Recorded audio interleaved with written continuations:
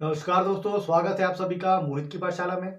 आज की इस वीडियो में हम लोग बात करेंगे लेसन प्लान्स के बारे में कि लेसन प्लान क्या होते हैं और लेसन प्लान क्यों बनाए जाते हैं। तो इस वीडियो को बिल्कुल भी स्किप मत करना, वीडियो को पूरा देखने का ट्राई करना। तो जितने भी स्टूडेंट हैं जो बीएड कर रहे हैं या जिन्होंने बीएड कर ली है या जो लोग टीचिंग कर रहे हैं, उन सभी ने लेसन प्लान के बारे में तो जरूर सुना होगा कि लेसन प्लान क्या होता है। जो टीचर्स होते हैं उनको लेसन प्लान डेली बनाने पड़ते हैं। अब उन्हें वो लेसन प्लान क्यों बनाने पड़ते हैं, इससे पहले हम लोग जानेंगे कि लेसन प्लान होते क्या हैं। जो हमारा लेसन प्लान होता है वो एक कंप्लीट यूनिट या एक कंप्लीट चैप्टर का एक छोटा सा पार्ट होता है, उसका एक छोटा सा हिस्सा होता है। फॉर एग्जाम्पल मान लीजिए कि साइंस का एक विषय है, ठीक है, एक चैप्टर है जिसमें 40 पेज है, ठीक है। एक चैप्टर एक यूनिट है, उसमें 40 पेज है।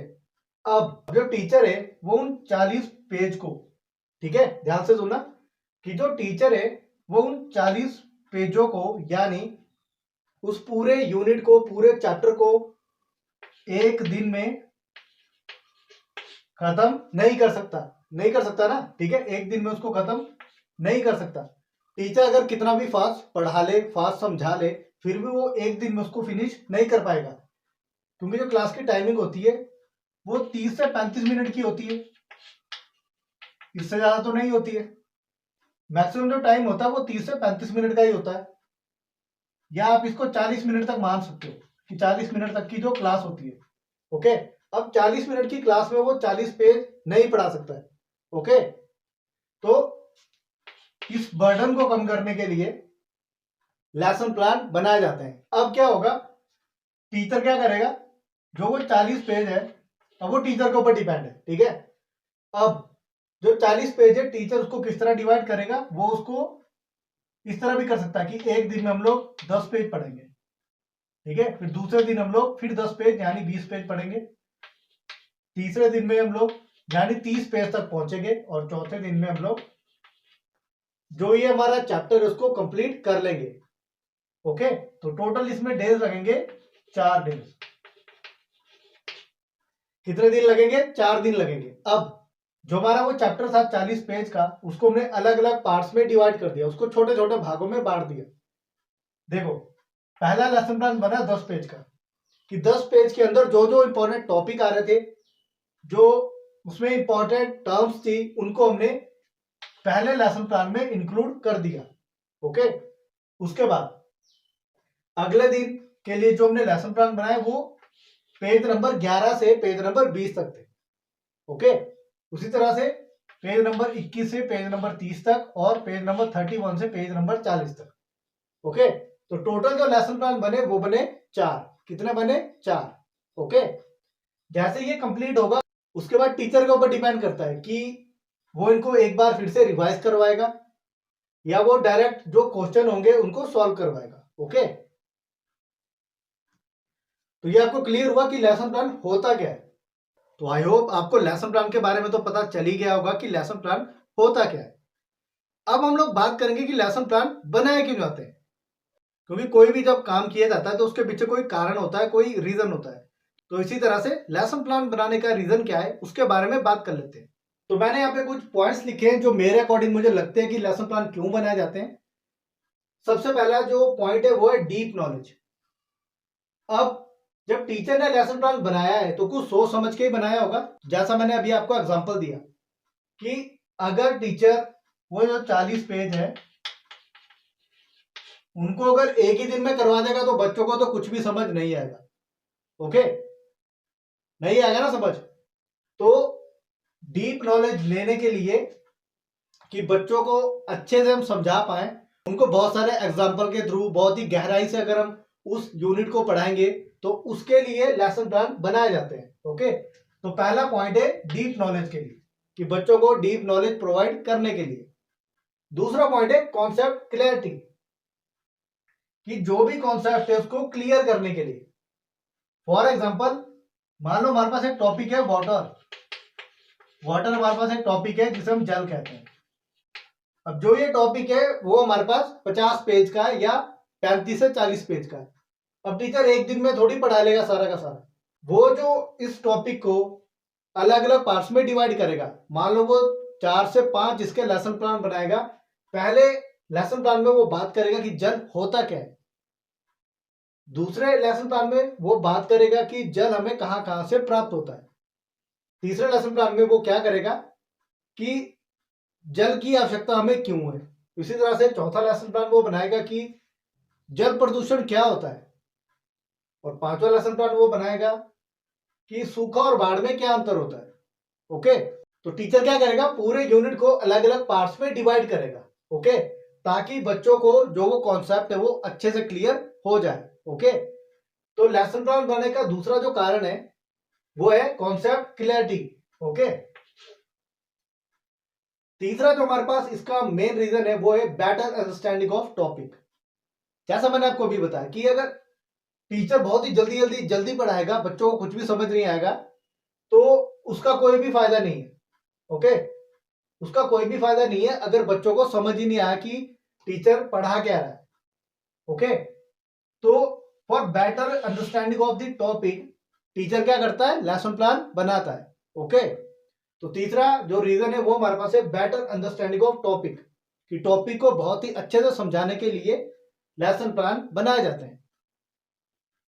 चौथा जो हमारा मेन रीजन है वो हमारे पास है कि it helps teacher to achieve objective. Okay, कि achieve objectives as a teacher. Lesson plan क्या करता है, टीचर को हेल्प करता है ऑब्जेक्टिव अचीव करने में। टीचर ने भी कुछ ऑब्जेक्टिव रखे होते हैं कि टीचर भी सोचता है कि मान लो ये एक यूनिट है, इसको मुझे 4 या 5 दिन में कंप्लीट करना है, तो वो टीचर का ऑब्जेक्टिव हो गया। ठीक है, कि मुझे ये इतने दिन में कंप्लीट करना है और मुझे इतने लेसन प्लान बनाने हैं, तो वो भी एक ऑब्जेक्टिव हो गया। अब टीचर के ऊपर डिपेंड करता है कि क्या वो एक एक्टिविटी करवाना चाहता है, क्या वो बच्चों को असलियत में वो चीजें दिखाना चाहता है। जैसे मान लो ट्री के बारे में बात कर रहे हैं, तो अगर आप सिर्फ बोर्ड पे बताओगे ये पेड़ ऐसा होता है या बुक्स में ही दिखाओगे, तो बच्चों को उतना समझ नहीं आएगा जितना आप उसको रियल लाइफ में दिखाओगे। जैसे आप उनको प्लेग्राउंड में ले जाओ, वहां पे कोई पेड़ है उसको दिखाओ। ओके, तो टीचर के भी कुछ ऑब्जेक्टिव होते हैं जिन्हें वो लेसन प्लान बना के पूरा करता है। ओके, तो चौथा रीजन था achieve objective as a teacher. पांचवा जो मेन रीजन है वो है it leads a teacher towards better teaching. जो लेसन प्लान है वो एक टीचर को बेटर टीचिंग की ओर ले जाता है। ओके, अब इसका क्या मीनिंग हुआ